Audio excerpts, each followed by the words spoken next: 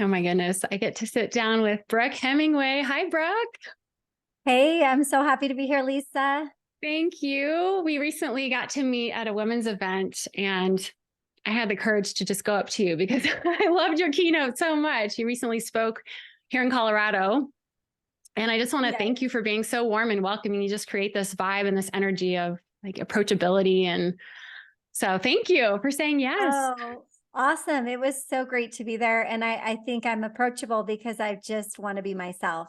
And Yeah. I want to just share the honest truth about my story and things that I've learned. And I think that's what we all want, right? Is we want to Oh, connect authentically with people. for sure. I mean, your authenticity just like radiates from you. And to share with you, with everybody in the fertility community, I know you used to be a nurse Yes. and then became an entrepreneur. Like, can you share a little bit about your journey, your Yeah. background that led you to where you are today?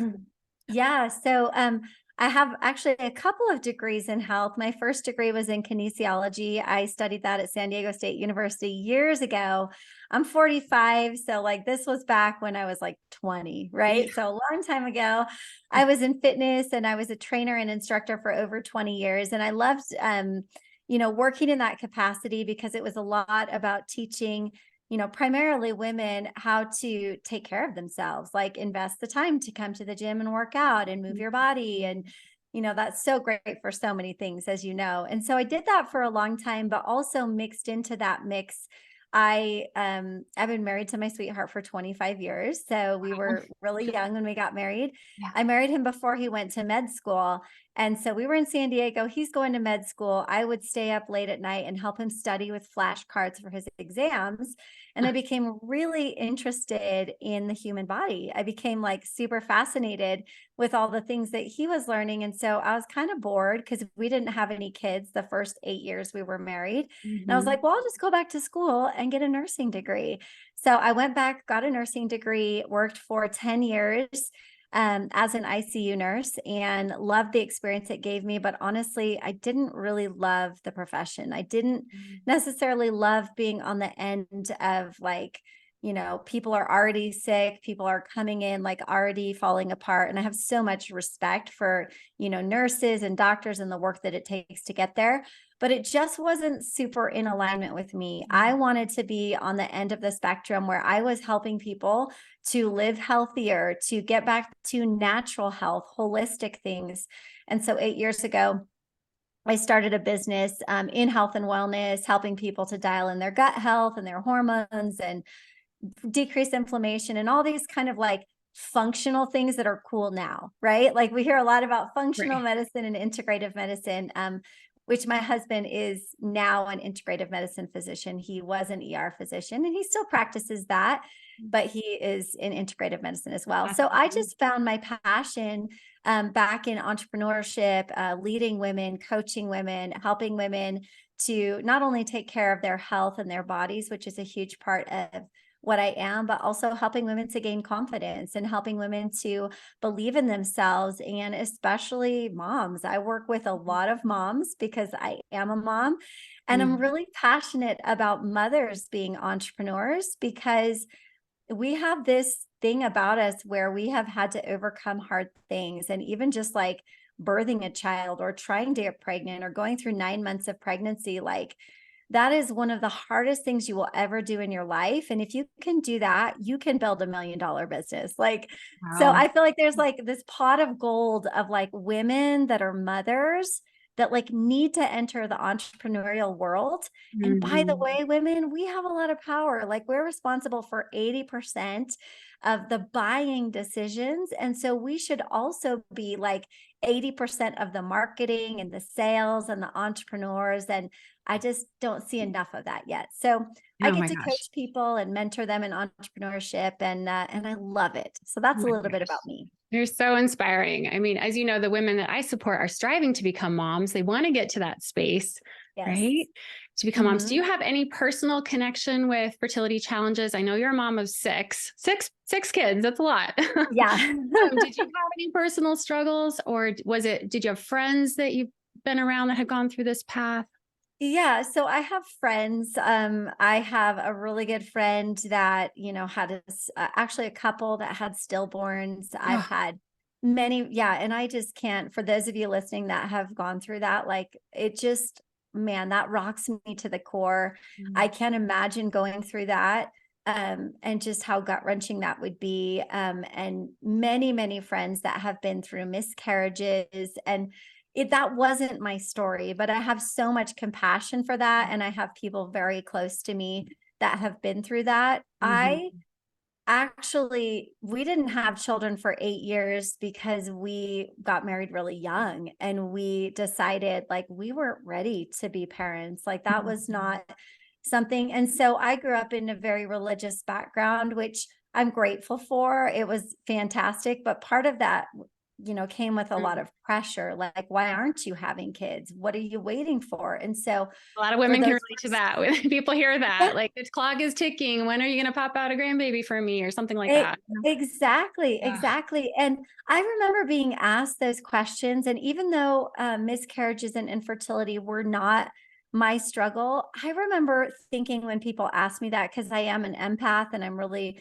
just have a lot of compassion, it's like, what if I was somebody that had been trying to have a baby and was miscarrying, like, time and time again, and I'm Mhm, getting this pressure, like, "When are you gonna have a baby?"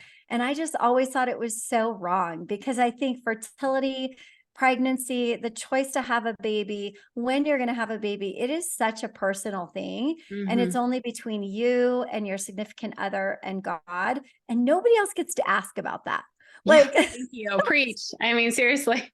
Oh my like gosh. Everyone we needs to we hear do that. not need to put pressure. And honestly, it's such an issue for so many people, and those of you listening of course know this, that it's deeply personal, Yeah. and so many people want to be parents and are Yeah. not able to. So I've always been cognizant to the fact that it's such a blessing that I was able to have so many children and was able to get pregnant. And I want to help more women be able to be pregnant and want Mhm. to help more women be able to be healthy. It's a huge reason why I do what I do. Is I value my health so much, and I know Mhm. there's so much we can do to support our health in the process of wanting to be mothers. So, yeah. Yeah. Oh my gosh. Something I heard recently on one of your podcasts, you said, my future is still unwritten. It's full of possibilities. It's so beautiful. And I'm all about living in possibility. And we don't know how things are all going to work out, right? We have these Yes. aspirations and we have these dreams. And I love how you talk about, really kind of focusing on energetics and leaning into the unknown and Yes. taking like really good care of ourselves. Um, Yes. there's so much I could talk about. Yeah. Well, I mean, this is all what it's about, and helping women who are striving to become moms really, yes, believe in that future that it exists for them. It's absolutely. possible. I mean, there's so many thoughts that are running through my head right now. One of them is just this waiting game, right? Yeah. And whether we're waiting to get pregnant, we're waiting to find that sweetheart that we can be with for the rest of our lives. We're waiting for a great job. We're waiting for the tides to turn in our health. Mhm. One of my favorite books is Dr. Seuss's Oh, the Places You'll Go. Yeah. And I love towards that. the end of that book, he talks about all the people that are waiting, waiting for the time to change, waiting for the person to come, waiting, waiting, waiting, waiting. And I think sometimes when we're waiting, we create a lot of pain in our lives and we get stuck. It's like our growth gets stunted because we are staying in the same place, waiting at the train station instead of moving forward with our lives. Now, I see this with women that want to have children, close friends of mine that have wanted to have children. I also see it in entrepreneurship where people are waiting for the right time, the right opportunity, the right, whatever it is, and they end up stalling their growth instead of Mhm. saying, you know what, in the process of this waiting time, this season where things are not happening the way that I want them to happen, how can I work on me? Yeah. How can I become better? What Mhm. can I explore? What can I learn? How can I add richness to my life? How can I give birth to other things? Maybe Mm. giving birth to a business, giving birth to a hobby that you decide, I've always wanted to play the guitar. Yeah. While I'm waiting, I'm Yeah. going to explore that side of me because as women, we are naturally creative. Like we were Okay. created to create. And so, hey, maybe you can't create life right now, or you can't create $1 million right now. What can you create? How can Mhm. you grow? And I believe that when we are in the process of growing and changing and evolving, which is a very high vibe, energetic thing, when we're in that Mhm. space, we don't suffer so much. Yeah. We don't feel like we're missing out on everything because we're out living life. Yeah. And the other piece of that that goes along with that is the concept of surrender. And I Yeah. don't know if you're familiar with Coop Blackson. Do you know his work at all? Don't.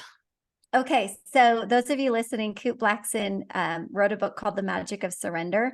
It's one of my favorite books, and it is a powerful book on how to surrender and what creates pain in our lives. He's actually going to be speaking at my event this January. And in the book, he talks about expectations and how it's our expectations that create all suffering. And if we're Mm. able to surrender those expectations and sort of like fall back into this net of trust and trust and believe that universe or God has our back, we don't have to be so tied to these expectations. And if it doesn't go the way that I want, life is never going to be good. Things are never going to be okay. And maybe you might think, well, that's easy to say. Like you haven't been in this position that I'm in. You're right. I haven't been in your position, but there have been some really hard things happen in my life that I have fought against. And I used to have such high expectations for everything. And I found myself constantly in this place of Mm. suffering unnecessarily. And my mom taught me 25 years ago, honey, you need to lower your expectations. And I was like, but I'm a high standards girl. And she's like, I'm not talking about standards. I'm talking about expectations. Have high Mm. standards for yourself, high standards for how you treat your body, high standards for how you take care of yourself, but low expectations as to what you think life is supposed to look like. And you will experience so much less sadness and so much less suffering. So, when you talk about that, I think about surrender and the magic of surrender.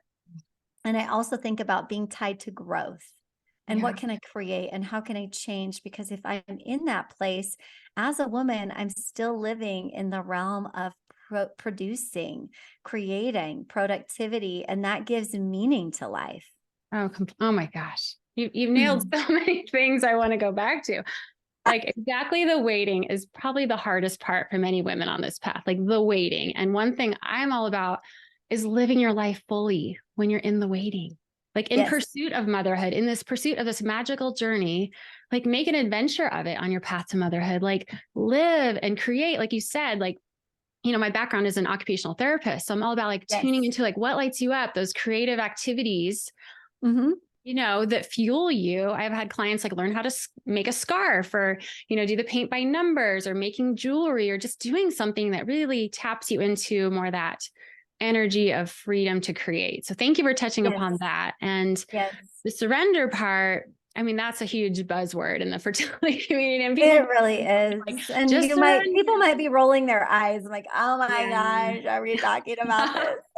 Yeah, I know. And I listened to that episode where you said that. It's like you said you almost have to get to the point of breaking to surrender. And these women that I worked, and I lived it too, like living through Mhm. IVF. It's like you get just to the point of like, I throw my hands up, and it gets to that Yeah. point of I just want to live and not let this consume my life, which so many Yes. women, I hear it often, like it's taking over my Yes. thoughts, it's taking over my life.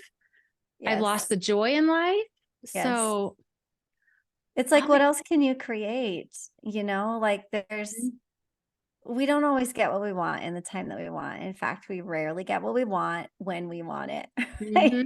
Yeah, And I mean, it's like yeah, go sorry. it's not because we're not worthy, right? It's not because we've Yeah. necessarily done something wrong. And I think a lot of women also have this story or way in which they relate to themselves, because the way in which we relate to ourselves creates our experience of life. And Mm, so if we relate to ourselves in a what's wrong with me, what's the matter with me, why am I broken, like mm, I'm not good, I'm not whole, if we relate to ourselves in that way, our entire experience of life is jaded by that. So I would encourage everyone listening to do the work of figuring out how it is you relate to yourself, and what are some things that you're saying to yourself inside of your head or out loud constantly, and starting to shift that relationship with self. Because when we relate to ourselves in those ways, really, we are creating our future. We're creating our circumstances. We're creating our relationships. We're creating even sometimes what happens in our bodies by the way that we relate to ourselves. sounds like what you're sharing is really self-awareness, Hmm. right? Like really Yeah. knowing ourselves Hmm. at a deep Absolutely. level. And this journey, I know you haven't lived it personally, but it like is such this like deepening of learning about yourself in ways that you never thought you learn about yourself, you know? Yeah. It's a Um, healing, yeah. right? Anywhere in life, I feel like where struggle exists or deep pain and hurt exists, which would be in infertility or loss of a parent, like my dad died about 10 years ago, or loss of a business or finances, or loss of a marriage, like any opportunity where we feel deep pain, and especially where we are triggered, right? Because like maybe you go online and you see your friend is pregnant, or you go online and you see, oh my gosh, she just had her Mhm. sixth baby. Like she's Yeah. just popping these suckers out. Right. And it just like totally triggers you. Anytime you're triggered, it's an invitation for healing. That's all it Mhm. is. It's like, what inside of me needs to be healed? What inside of me needs to feel emotion and process the emotion? What inside of me is still feeling broken? And it's not that that person is wrong for having a baby or anything else. Like that Mhm. is outside of you. What's inside of you that you can control is the invitation to heal. And we have to feel in order to heal. Oh my gosh, 100%. I love how you also talked about expectations because I think a lot of women, you know, they have this in their mind, and women I work with, you know, they're go-getters, right? They're like, they've accomplished so Right. many things and they've made things happen in their life. This is one area you cannot make happen. And like, so you feel so like let down where it's like, I thought at this age or this point, I would be a mom and Yeah. have these, you know, so many XY kids. And I write about this in my book. It's like, let go of the timeline, like, Right. because Right. you just put more pressure on yourself. It just makes this already hard journey harder. Yes. Yeah. We put a lot of pressure on ourselves in Mm, every area of our life. I think, again, it's those expectations of if it doesn't happen by this time, yeah. it's not going to happen for me. And I think part of it is also releasing, and I'm sure you deal with this all the time, the idea of what it's supposed to look like. Yeah. And sometimes that involves, well, I'm going to have a surrogate, or I'm going to do adoption, or Mm, I am going to foster to adopt, or mhm. whatever it might be. Like sometimes we have this idea of the way that it's supposed to happen. And I've had friends that were so tied to the idea of how it was supposed to be that they could never see that there was another way that they could be a parent. Yeah. And again, no judgment, because I haven't Right. personally been in that place, but I know that every time I have been attached and I have been hell bent and I have been white knuckling it, like for things to go exactly my way, that's a controlling behavior, right? We Oh, all have yeah. dominant Oh, behaviors. yeah. Anyone here listening, there's probably a decent amount of you that have control as Yes, a dominant exactly. behavior, right? And so Mhm. part of the journey is learning to be open and releasing control of how you think it's supposed to look. It's always the way that we think things are supposed to be that creates pain in any area of our life. And so I would just invite you to be open. I think being open in my life has brought more opportunities into my life. Being open in my life has brought more peace into my life. Um, Being Mhm. open is really a gift. And so maybe you just might ask yourself, am I being really rigid? Am I Yeah. being super closed? Are my expectations like that it can only be one way. And I love to ask myself, what else could I do? What other way could this happen? Or even asking God, like, show me what it is you want me to do. And then just being a totally open vessel to whatever that's supposed to be. I also really believe, and I'm not sure if you believe this, in the power of the mind to physically change the body. Oh, yeah. Oh, yeah. Yes, Mind, body, epigenetics, oh, right? yeah. Uh-huh. Epigenetics, the power of epigenetics.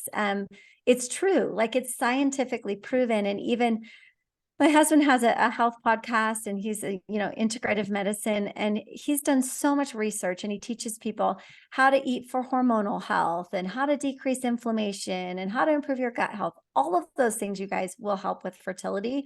You absolutely have to shift what's going into your body and reduce those inflammatory things and shift, that healthy relationship with the body. But interestingly enough, the prime indicator of how long and how healthy you will live is how happy you are in your relationships. That actually physiologically changes your body. And so for those of you that are not living life, making connections, having fun, choosing joy, because joy is choice. It is a choice, even in the midst of the most horrible things. I have a great story about that.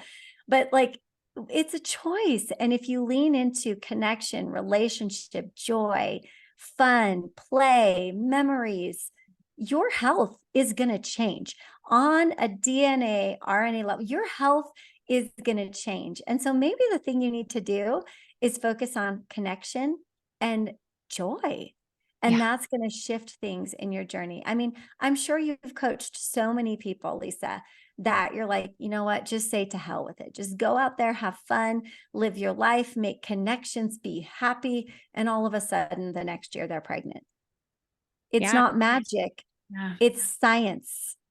Oh my God, I love it so much. I want to get some of these resources from your husband. I'm sure women are like, help me with inflammation, help me with this, because it's a big topic. I'll tell you, one of the number one things you could do if you're trying to get pregnant is you have got to improve your insulin sensitivity. If you could read anything about insulin sensitivity, 93% of women and humans, honestly, have some degree of insulin sensitivity issues. Okay. And so they have insulin resistance, which means insulin is your master hormone. It's that mother hormone, so to speak. And if you have insulin resistance, imagine it having this negative trickle-down effect on your estrogen, progesterone, testosterone, your thyroid, your cortisol levels, like all of your hormones, which are those messengers. And insulin is up here at the top. And so dialing in your insulin sensitivity is things like getting really serious about removing sugar and added sugar. Honestly understanding, like, it's really cute, or we think it's cute that we really like sugar and donuts and Skittles and things like that, but it's messing with your hormones. It's things like stopping snacking, because snacking around the clock messes with your insulin resistance. It's circadian fasting. It's eating real food. It's removing ultra processed foods. Like, if I were on a fertility journey, I would 1000% be dialing in my insulin sensitivity. And I see it time and time again, helping people with their fertility journey. So that's like a little health aside. I mean, look at this. Your nursing background came right back in. I love it. Oh, I can't separate the two, right? Disassociate. Yeah, I'm with you. Because my OT, it's like with me, holistic life skills. This is all what it is. It's like joy in the journey. Exactly. Yes. Thank you for going into that a little bit. So someone should just go kind of get some testing, check your insulin levels, right? Yeah. It's not typically tested for. I mean, most doctors will take a fasting blood glucose, but the lab you actually want to have drawn is your fasting insulin. Okay. That's actually for everyone. The better indicator of if you have insulin resistance. So most typical physicians do not know this. Most holistic integrative medicine doctors test for that. So, okay. Everyone take notes on that. Go do that right now.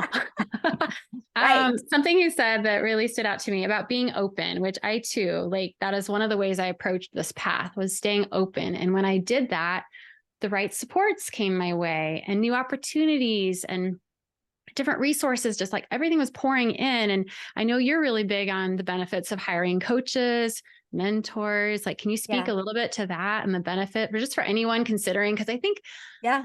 for example, like a fertility coach, and I specialize with helping women through IVF, really the mindset, the energetics, it's just not something they prioritize. And Yep. they go about this Yep. alone, and their medical doctor may handle the medical side, and then they're struggling like emotionally and mentally. And it's just, Yes. Yeah. I don't know. I'm so passionate about helping women stay open to support and like seeking support if that calls to them.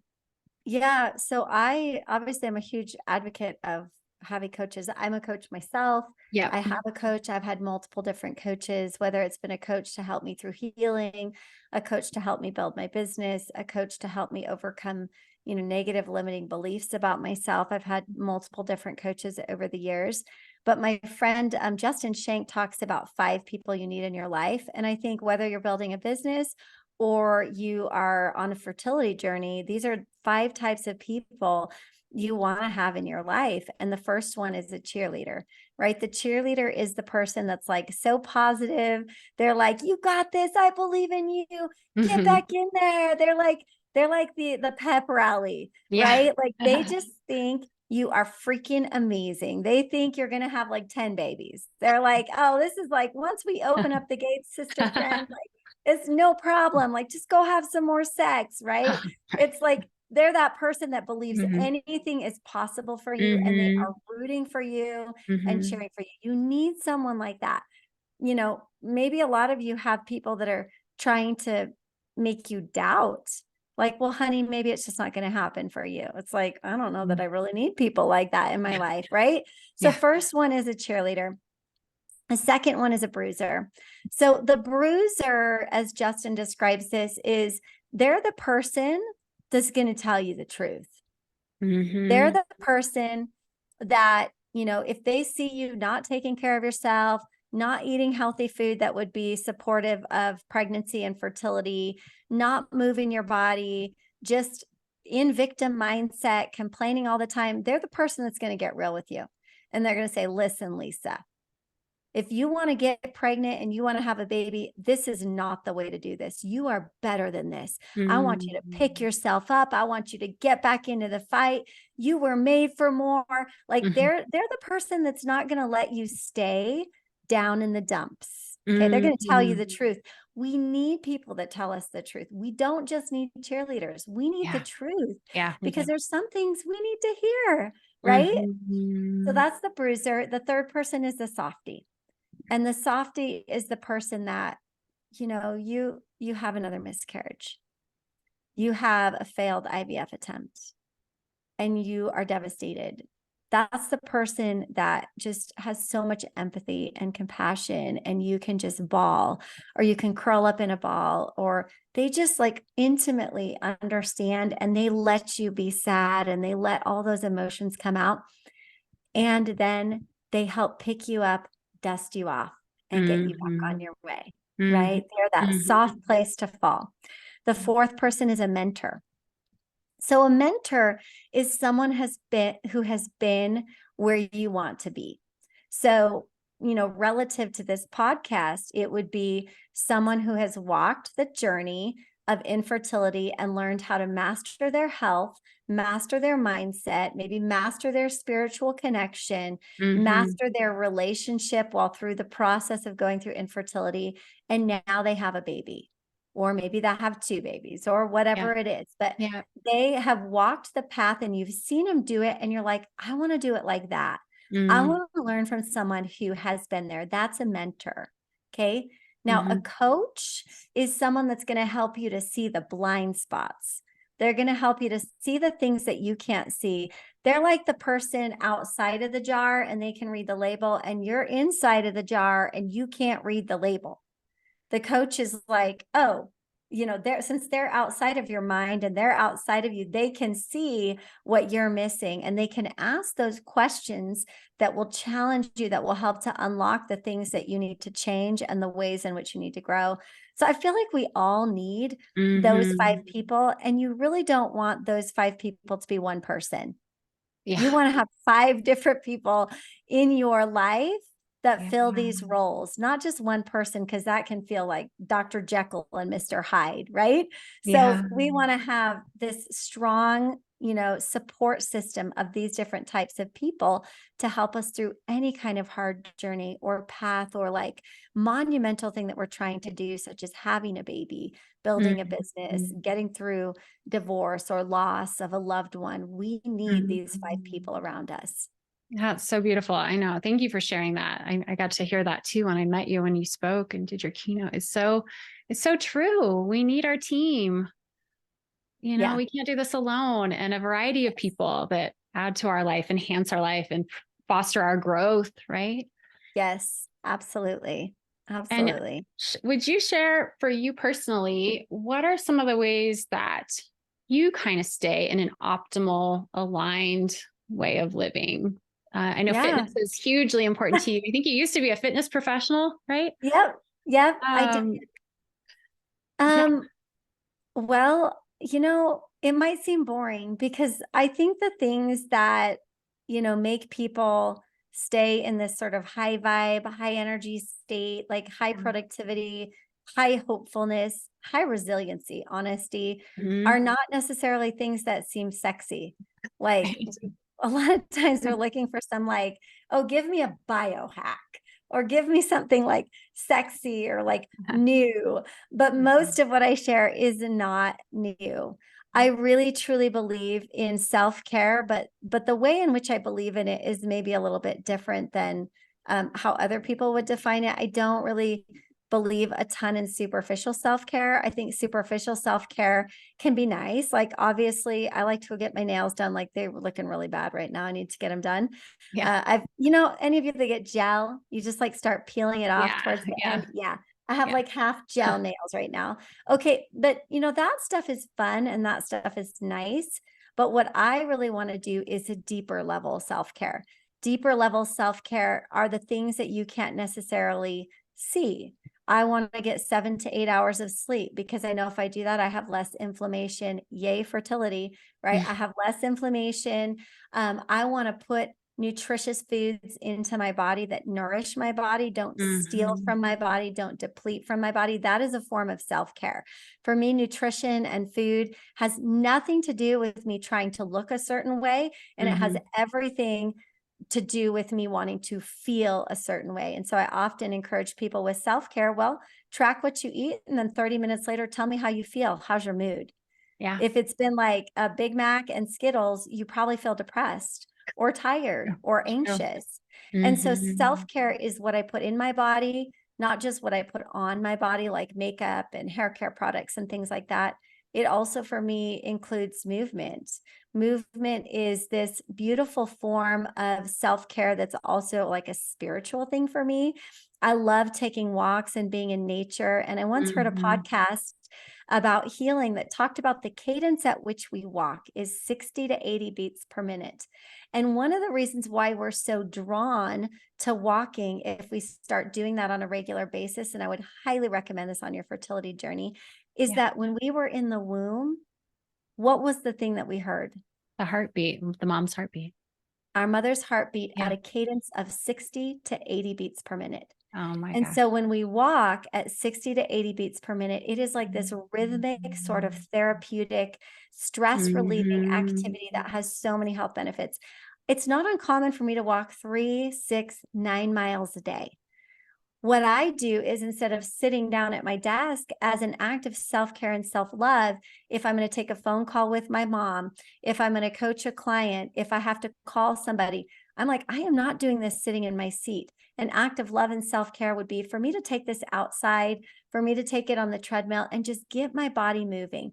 When I get my body moving, I get my mind moving. I release all these positive neurochemicals and I feel Mhm. happier. Again, Yeah. back to this thing where like, gosh, if you feel happier, your cells start to change on a physiological level. So that's self-care and not the superficial kind. Exactly. Soul care. I'm not talking about superficial soul care. I'm talking about deep soul care. Soul care to me that's real is not just me posting Bible verses and looking like I'm super religious and just checking off the boxes of I went to church, I read my devotional, I share all of my Jesus quotes, like all of the things, like those are all great. But if it's done for show and it's done superficially, and I am not truly connecting on a soul level with creation, with my creator, with myself, with my soul, with my spirit, it's superficial. Yeah. I like deep soul Mm-hmm. care. It's like, what do I need right now? What kind of connection do I need? Maybe that includes emotional release and just crying in the bathtub. Maybe that's me blasting the music super loud and singing at the top of my lungs. Maybe it's some time on a mountaintop or time by the ocean with my feet in the sand. Soul care is not about checking lists for religious purposes or looking a certain way. It's about what truly is going to feed your soul. And then the third thing is social care. There's superficial social care, and there's deep social care. And here's the thing that's really interesting is I read something recently about how because we're on social media so much, we actually psychologically have this idea that we have tons of friends and we like really know people and we're really connected to people. And we're substituting real connection for this fake connection. And I'm not saying you can't connect with people on social media. I have many people that I've connected with on social media that I'm now dear friends with or business partners with. However, don't be fooled into thinking that social media is your social care. Also, superficial social care is I go to things and I have a good time, but I keep everybody at arm's distance. I'm not really letting people in. I'm not really being my authentic self. Maybe my feed looks pretty, maybe everything looks fine. And when people ask me how I am, I'm like, I'm fine. Deep social care is having a trusted group of friends. You don't have to have 100 of them, right? My deepest, closest friends, maybe 5 or 6 of them. That's it. But they are my tried and true blue. I can tell them anything. I can show up crying. I can be a total butthead. I could just be like, I can be whoever I am, and these people will love me no matter what. You have to be willing to be authentic and go deep with some people. And perhaps that block in your social care, not being able to go deep with people, not being able to bring those walls down and release and surrender and be authentic is also one of those things that's holding you back from having the healing that you need inside of your body as well. That could be an energetic block. So I think go deeper with people, be more authentic with people. Don't have it all together. And if you practice real, true self-care, soul care, and social care, you get like a whole huge up level in life. And any pain, struggles, or trial that you're going through will be so much less like intense when you're doing those things. Oh my gosh. Now, everyone listening, can you see why I love Brooke? Go deep. And we don't know each other personally, but I'm like, yes, like everything you're saying just so resonates. And like, so excited to have you on and just share all this self-care, soul care, social care. Yes. It's truth. That's why it resonates. It's like, and also I would say, I haven't lived an infertility journey, but I have had a lot of loss in my life, and it's a different kind of a loss. And I have struggled through a lot of pain and a lot of anxiety and a lot of depression and postpartum depression. And I think just going through those things, like, it makes you really be able to just show up like, hey, this is what I've learned. Like what I'm telling you guys is stuff I have had to learn in the trenches. And you guys are currently in the trenches. And the faster you get this lesson, the better it's going to be, because every lesson will repeat itself until you have learned it. So surrender to the lesson, learn it, and be able to move forward with your life, whatever that looks like. Would you be open in sharing one of your losses with us? Well, yeah. I mean, I would just say that for me, my parents got divorced when I was a teenager. My dad, his whole life, struggled with depression on and off, being suicidal on and off.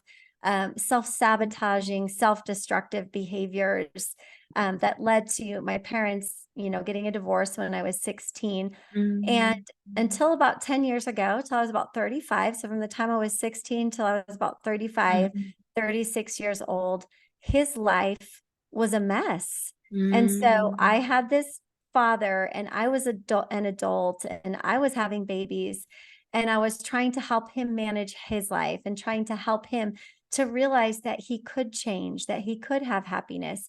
You see, what happens is we start to believe this lie that we can't have happiness, or too many things have gone wrong, or we've made too many mistakes, or we brought this upon ourselves. I think even with infertility, you might be living in this place where, I'm just going to be really honest. Some of you might be like, well, I had an abortion, so God's punishing me.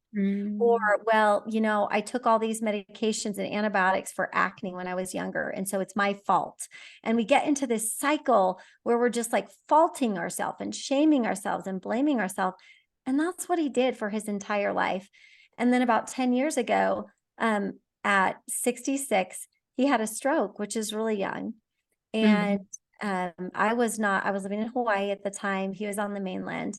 And it came out of the blue, and he ended up in the ICU. And within a day or two, he was dead. And it was so, so difficult for me because I was his girl. Like, he adored me, and he just thought the world of me. And I was always so sad for him, because I felt so sad because he couldn't choose change, and he didn't choose change, and he didn't choose to believe that his life could get better no matter the circumstances. And it was the most depressing time in my life. I was so, so, so deeply sad about this loss, because I didn't get to say goodbye to him. I didn't get to be there. I didn't get to save him. How many of us want to save somebody that we love, or we want to save a situation? I didn't get to save him. And at the same time, I'd had my fourth baby, and I was in the deepest postpartum depression I had ever been. So I'm in deep postpartum depression. My dad dies, and it was all I could do to get through the day. Now, for those of you listening, you're like, I wish I could have a baby and postpartum depression. But when I'm telling you it was deep, I'm telling you that every time I would drive home from the gym, because I had the good sense to keep teaching fitness classes, I wanted to run off the road. I wanted to hit a pole. I felt, I started fantasizing about how everyone's life would be better if I was gone, and who else could my husband marry? And I went through this year and a half of really what felt like hell. And I tell people, the two things that got me through, one of them was movement in nature, which I told you, it's like, I had this, there was something inside of me that was like, just put on your shoes and get outside. Just put on your shoes and go for a walk. Just put on your shoes and go for a run. Just like get outside. And the second thing was my spiritual connection to my creator. It was like, and I'm not talking about religion here. I'm just talking about like, really like, okay, I'm not alone. Like, I'm not alone in this. Like, there's someone out there. There's someone that loves me. Like, I'm not alone. I can get through this. And those were the two things that got me through. But that was the darkest time in my life, I think, was just going through that loss of my dad, who is different than losing a baby. But in some ways it's harder, because my whole life I'd lived with this real life tragedy, like this real, like watching someone self-destruct for 35 years is really painful. And so for me, that was a huge loss. And I had to do a lot of growth, a lot of grieving, a lot of processing of emotions, a lot of letting go of anger, a lot of letting go of hurt, all of these things that you guys are having to do here, which is essentially going through the grieving process. And I'm here to say, it took years, but I'm there. I've gone through it. Like, I'm so at peace with it. I'm so happy for him. I know he's doing well. And like, it took time, but let yourself take the time to go through the grieving process. Guess what? You can't rush that. You can't be like, okay, I'm giving myself 5 days to be angry. I'm giving myself 5 days to be in denial. It's like, that's not how it works. Like, feel it deeply, take the time. And one day I think you just wake up and you realize, okay, we're done with that. You feel the relief, you're done. and you breathe and you move on. You're like, I made it through that. Okay, cool. Oh my gosh. Yep. Thank you so much for sharing that. And it's like, yeah, something we all move through, right? Everyone's grieving something. Yes. Yes. We never get over something. We walk through it.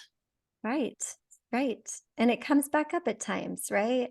Oh yeah. Those tender times when we find ourselves feeling that loss again. That's okay. Oh, What's it there to teach you? You can always just ask yourself, what are you here to teach me? What are you here to tell me? What are you here mm-hmm. to help me to heal? Like those tender feelings and the grief Yeah. coming back up is just another reminder to lean into trust and to keep going with your healing journey.